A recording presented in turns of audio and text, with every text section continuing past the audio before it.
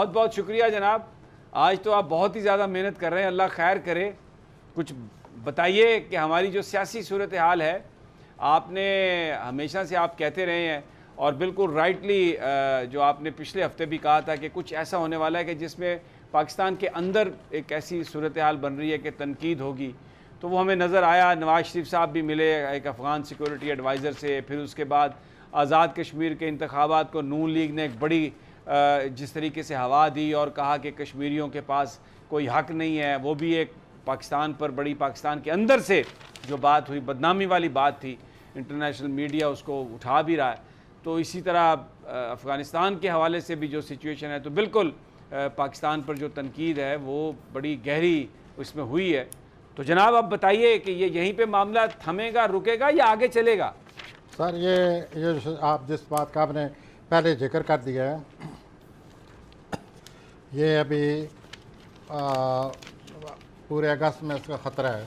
पूरे अगस्त में तनकीद का ख़तरा है? अच्छा। और ख़ास तौर पर ये जो हफ्ता आ रहा है, जो हमारे इल विशर्स हैं, जो हमारे दुश्मन हैं, उन्होंने एक प्लानिंग की हुई है पाकिस्तान को बदनाम करने की, सियासी जो यहाँ जो कुछ हो रहा है उसकी वजह से बदनाम करने की, हुकूमत को बदनाम करने की, और इस तरह संगीन मसाइल पैदा कर रहे हैं। वो हमारे लिए अपनी तरफ से कोशिश कर रहे हैं। तो ये सिलसिला अभी अगस्त में बहुत ज़्यादा नज़र आ रहा है, ख़ास तौर पर पहले हफ्ते में, यकम दो, जो कि इस हफ्ते में आ रहे हैं। Thank you. अच्छा, ये कुछ बयान फरमाइएगा कि आप कहते थे कि नवाज शरीफ साहब के पास मौके हैं, अगर वो कोई हरकत बुरी ना करें तो वो उससे फ़ायदा उठा सकते हैं। क्या वो, ये तो जो हफ्ता गुजरा उसमें उन्होंने एक बड़ी इल टाइम मुलाकात भी की। देखिए ना, मैं यही कहता रहा हूँ, मैं 2-3 हफ्ते से ये कह रहा था कि इस किस्म के उसको बहुत अच्छा मौका मिला हुआ है। अगर इस मौके से नवाज शरीफ फ़ायदा उठाएं तो अपने लिए रास्ता सीधा कर सकते हैं, वो आगे बढ़ सकते हैं, कोई ना कोई बेहतरी हो जानी थी। लेकिन मैं आपसे ये भी साथ साथ कहता था कि अगर ये मौका उन्होंने गंवा दिया, ये जो हालात खुल गए उनके सामने, रास्ता निकल आया है, तो उन्होंने इस हफ्ते जो उनके मैंने प्लान निकाले हुए हैं, उससे तो ये पता लगता है कि वो मौका उन्होंने ज़ाया कर दिया है। अच्छा। और आप फिर अपने लिए परेशानी मूल ले ली है। अच्छा, वो उन्होंने मौका ज़ाया कर दिया है पिछले हफ्ते, और अपने लिए एक परेशानी उसको दावत दी है कि आए आ बैल मुझे मार, तो बैल तो फिर मारता है।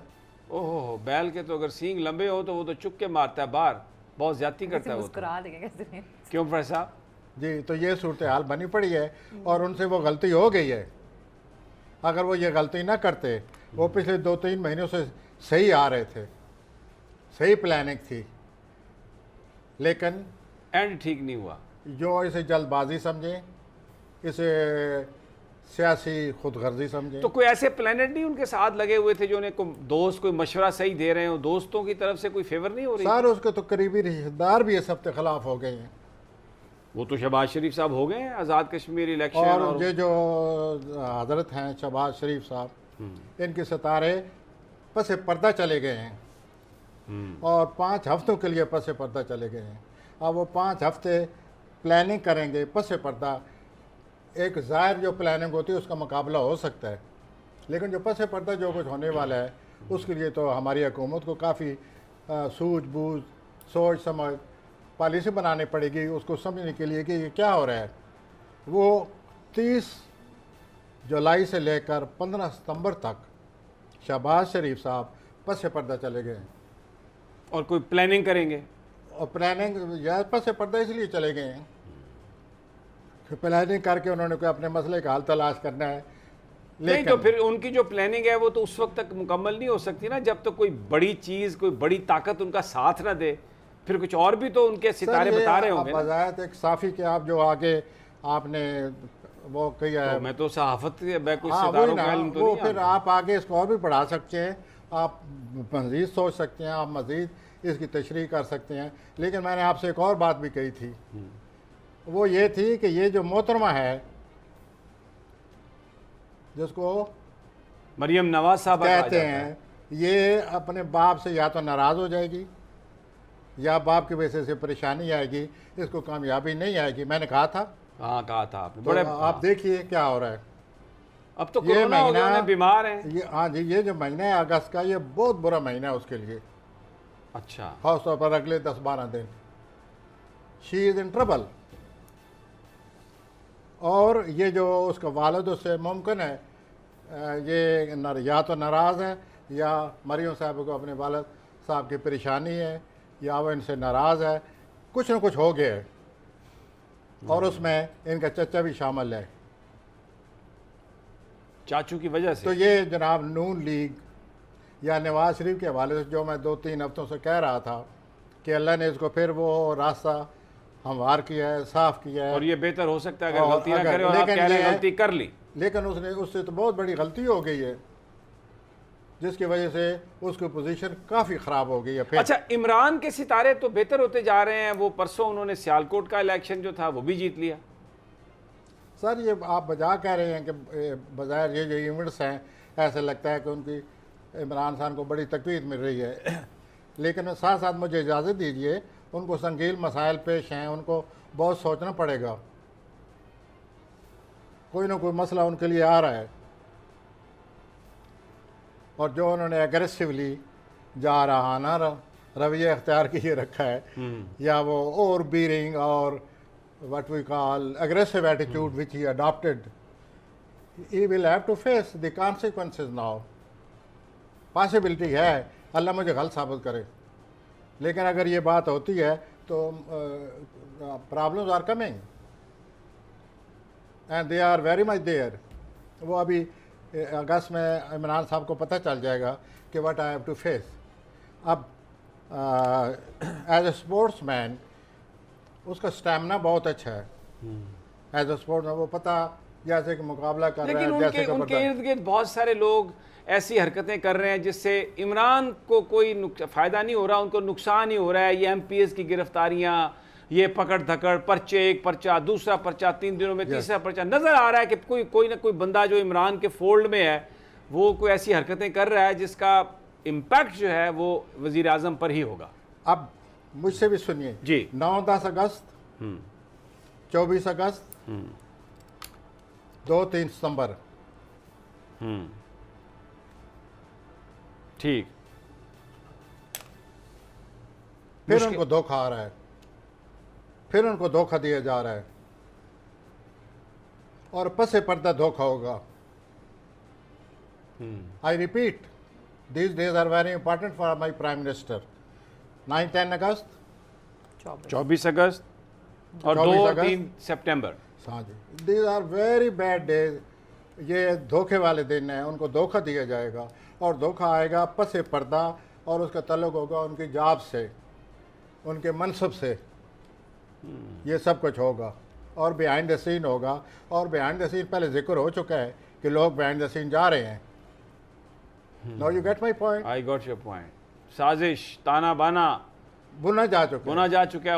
और ये हम देख रहे हैं कि एक बिल्कुल सियालकोट में आप जीते, कश्मीर में जीते, बहुत अच्छा जा रहा है, और नज़ीर चौहान को पकड़ लिया। मैं बड़ा हैरान था कि वज़ीर आज़म को इतनी गालियां लोग निकालते हैं, उनकी इतनी तौहीन करते हैं, उस पर कोई पर्चा कभी किसी उनके साथी ने दर्ज नहीं कराया। लेकिन अपने नाम से, अपने हवाले से बहुत सारे लोग हैं जिनकी कोई इतनी पॉलिटिकल हैसियत भी नहीं है, तो वो ये सब कुछ कर रहे हैं, और उसका इम्पैक्ट जो है बिल्कुल वो आएगा उन पर, इमरान खान पर आएगा। ये मजीद सुनिए, ये बाहर मुल्क में कुछ हो रहा है हमारे खिलाफ। अच्छा, बैरून मुल्क से? बैरून मुल्क है, कोई हमारे अपने ही लोग जो हैं वो बैरून बैठ कर हमारे खिलाफ या तो कर चुके हैं, जो उन्होंने दुश्मनी, जो उन्होंने पाकिस्तान को बदनाम, तो या ये है कि वो उन्होंने प्लान किए हुए हैं। और ये यहाँ भी होगा, और बाहर मुल्क से भी हो रहा है। अच्छा, अब बाहर मुल्क में जो पाकिस्तान के खिलाफ है हमारे सियासतदान, आप उनको जहन में ले आइए। समझ आ रही बात आपकी। तो they are active, they are going to be very active now. They are our worst ill wishers. मैंने ये जो फिक्रे बोलता रहा हूँ कि हम पाकिस्तान को बदनाम करेंगे, सियासत को बदनाम करेंगे, हुकूमत को बदनाम करेंगे, ये वही लोग हैं जो बाहर बैठे ड्रामा करने वाले हैं या कर चुके हैं। अब ये तो फिर हमारे वज़ीर-ए-आज़म को पता चलेगा ना क्या कर चुके हैं। बिल्कुल सही बात है।